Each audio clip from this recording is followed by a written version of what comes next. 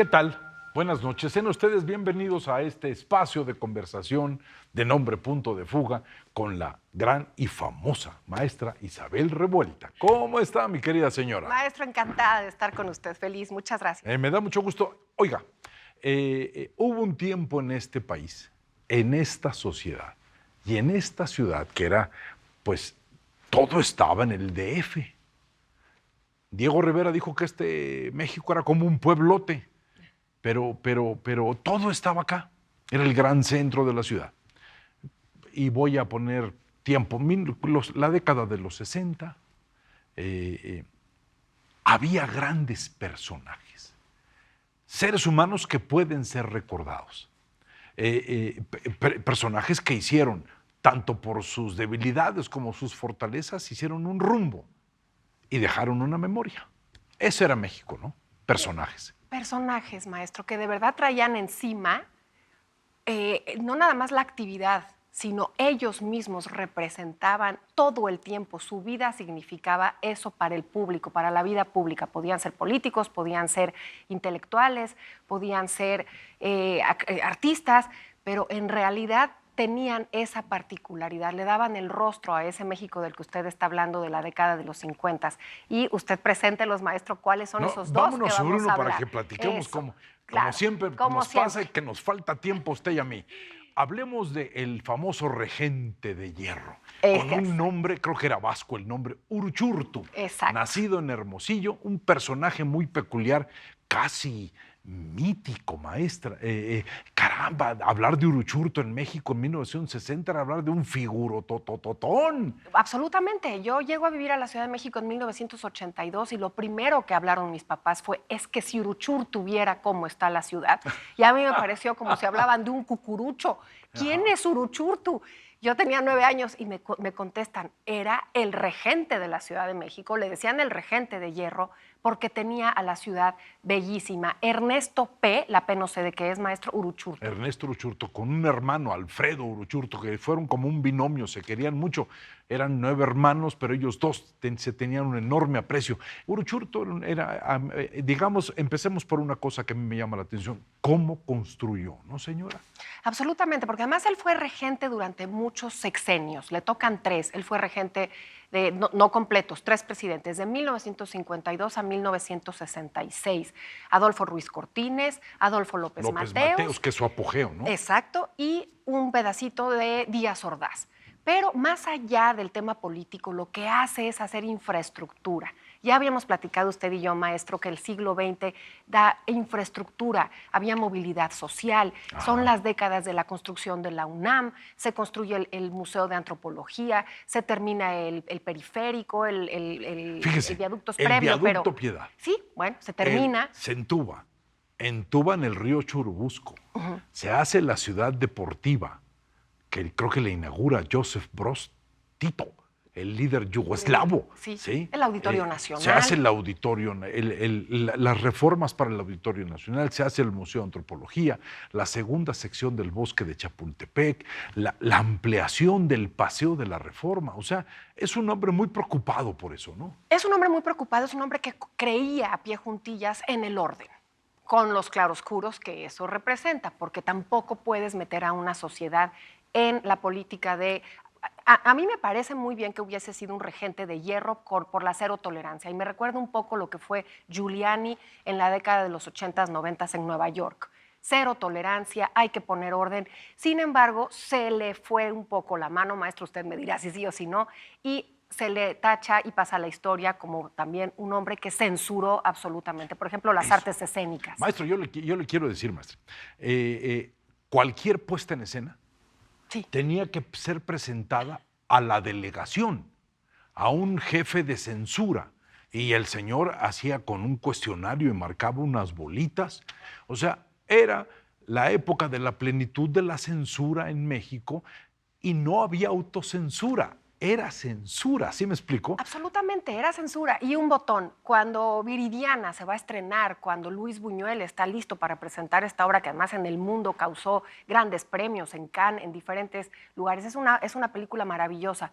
Él dijo no va, porque además de una moralina y era moralista. Era moralista puritano. y sexófobo. homofóbico, que no sé qué palabra extraña, pero todo eso le parecía que le sacaba ronchas. Entonces dijo, no va Viridiana.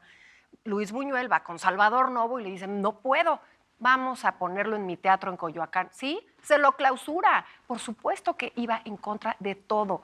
Muchos actores, muchas actrices censurados. Y vamos a hablar del siguiente personaje, maestro. El burlesque. No, el burlesque, los centros nocturnos, las casas de cita. O sea, había una ciudad con la testosterona arriba enloquecida. Lo que había a las sido... 12 se cerraba todo. Eso es interesante. No, maestro, eso es interesantísimo. Pero actrices y emblemas, como había sido Tongolele, las tacha de exóticas. Él es el primero que les da ese peso. Oiga, qué gran nombre, señor. Tremendo. Bueno, pues no nada más tenía una oficina de gente que censuraba. Tenía a Luis Espota. Luis Espota trabajaba también con él. Ese es nuestro otro personaje, maestro. Fíjese, Luis Espota, ¿por qué me llama tanto la atención? Me recuerda mucho a escritores norteamericanos que no tienen una literatura profunda de grandes imágenes, pero lo que tienen es una gran narrativa y grandes temas.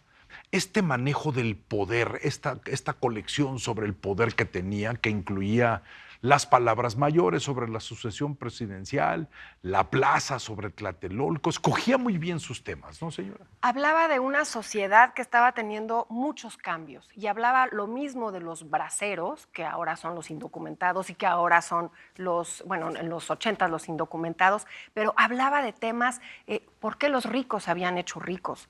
¿Por qué el campo quedó vacío y se vinieron a la ciudad las personas? Completamente denostado por los escritores de la época, porque él tenía una forma, como usted dice, una narrativa muy llana, pero muy buena, muy periodística, muy precisa, pero muy que informativa. No tiene estilo, lo tratan mal en esa época, pero sin embargo lo despreciaban. Tuvo impresas, publicadas casi 30 novelas, 25 son muy, muy conocidas. Llega al cine, maestro, grandes guiones, pero fíjese, hay una... Gran guionista. Gran guionista, maestro. Llega, de verdad, hay una película que a mí me gusta muchísimo. Quiero hablar de dos temas de Luis Espota. El primero es Casi el Paraíso, esta novela. Ese es el gran tema. Gran tema, porque además él empieza, a los 14 años, publica su primera nota en un periódico. ¿Y saben dónde encontrará a esa persona que lo guiará en el periodismo? En el Hotel Regis. Estamos hablando también de un siglo XX donde los políticos, los artistas, se daban cita en la farmacia del Hotel Regis. Te podías encontrar desde María Félix a Jorge Negrete o incluso al presidente tomando, bueno, el presidente casi no, pero todo el gabinete presidencial tomándose un café en la farmacia del Regis. Él empieza a hablar de esas personalidades de una manera velada, pero habla de ese poder, de la simulación. La simulación de la sociedad. Eso es Casi el Paraíso. Eso es Casi el Paraíso, maestro. Mire, cuando yo era pequeño, porque fui pequeño, había habido un caso escandaloso, el asesinato del conde de Acuarón, ¿sí? Por la hija de Sofía Bassi, y todo el mundo decía que la pintora Sofía Bassi se había echado la culpa de que ella había asesinado al famoso conde y acabó en la cárcel para salvar a la hija. Bueno, pues el conde era un timador. ¿Sí? Era el ejemplo preciso de una sociedad mexicana fascinada con lo extranjero, que llegó un hombre guapo haciéndose pasar por gran cosa italiano y timó a todos. Me encanta, porque además el hijo de un italiano que llega a México, Luis Espota, hijo de un italiano que llega a México, que se casa, pues queda viudo, la mamá de él se muere, y se casa con una mujer indígena, que era quien le ayudaba, la nana con los hijos, y ella le va a contar de todos estos personajes. Pero hablando de lo italiano y de la simulación, en su novela me encanta cuando el personaje principal, un vividor, le dice, es que es importantísimo no quién eres, sino lo que dices que eres. Lo que representa, y te lo van a el personaje. Búscate en los muertos de la nobleza y agárrate un nombre cualquiera, claro, no había internet, y tú serás ese conde y la gente te lo va a creer. Es una alegoría perfecta, maestro, de lo nuestra que estaba sociedad. Totalmente. Que vivía de bruces y fascinada ante lo extranjero, que nos sentíamos cerriles y estábamos buscando ser una sociedad progresista. Claro. En un Acapulco que era como un Mónaco, importantísimo. El jet set, todo el jet set del mundo llegaba a Acapulco. Lo que sucede en Acapulco no tiene nada que ver con ese Acapulco que nos han descrito, señora, ¿no? Exacto. Bueno, para empezar, que el Aga Khan haya llegado a tomar ahí vacaciones, o que la luna de miel de los Kennedy, de Jackie Onassis y de Kennedy hubiese sido ahí, hablaba de otro Acapulco. La Taylor, Sí. Richard Burton, el Todo. director de cine, Hemingway, y bueno, era el mundo de Mónaco se trasladaba en los inviernos a Acapulco, y Acapulco tenía un gran peso. Claro. Y Luis Espota descifra perfectamente eso. Y hay otra novela que tiene un gran impulso por esta situación política que parece ser que nunca acaba de dar diario un comentario, pero se discute sobre los personajes, que se llama Palabras Mayores. Sí. O sea, lo que sucede en aquel famoso hecho del tapado. ¿Se acuerda? Claro, por que supuesto. hasta Abel Quesada dibujaba los tapados con una cachucha. Por ¿sí? supuesto. Entonces, lo que él hacía era una crónica, pero también era una denuncia, y no era velada, porque era absolutamente público, y además era un hombre muy leído. Maestro, tuvo 43 días al hilo una primera plana en el periódico. Había días que tenía 10 notas en el periódico. O sea, era un hombre que narraba todo, era como el cronista. Y además denuncia también esa otra parte terrible e hipócrita de nuestra sociedad con esta película de López Tarso, el hombre de papel. El hombre. Que se encuentra 10,000 pesos. El mudo, ¿no? Sí, el mudo. El mudo que se encuentra 10,000 pesos y jura que va a tener alguna compañía. Y es timado, me encanta esa palabra, es timado por Luis Aguilar, el personaje de Luis Aguilar, que es un ventrílocuo, y le vende a Titino. A Titino, ¿se acuerda? Y todas sus ilusiones y sus esperanzas están en este títere, que él no se da cuenta que no le va a hablar jamás. Es una metáfora tremenda de esta sociedad, ¿no cree, maestro? Ahora fíjese, señora, también Espota criticaba muchísimo a Uruchurtu y a los dirigentes por el box, y les aventaba unas críticas hasta que se hartaron de él. Dijeron, ya nos tiene hartos, y lo pusieron de comisionado del box mexicano. Y entonces se encargó de ponerle clases de alfabetización a los boxeadores, a los luchadores. Espota hasta ahí tuvo que ver. Absolutamente. Yo creo que tiene que ver también su infancia, porque se queda sin escuela porque el papá quiebra, entonces ya no puede ir al colegio francés ahí en Puente de Alvarado, y entonces se hace él mismo. Incluso entró de garrotero al café que le digo del Hotel Regis, pero siempre con muere en 1997, siento que es muy cercano. Sí, es cercano. Yo creo que alcanzó, no, perdóneme, él muere en 85. Él muere en los 80 y Uruchurtu muere muy cercano. Uruchurtu muere en el olvido, sí, o sea,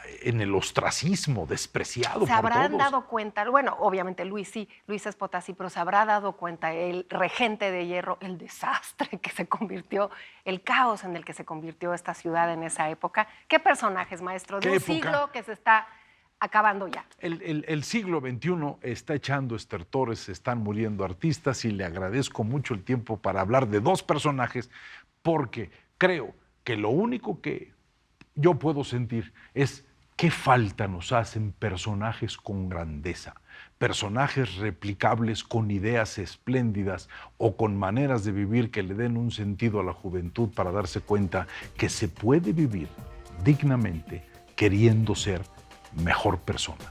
Señora. Gracias, maestro. Un placer. Un gusto. Y nos veremos el siguiente sábado aquí en este espacio de conversación de nombre Punto de Fuga.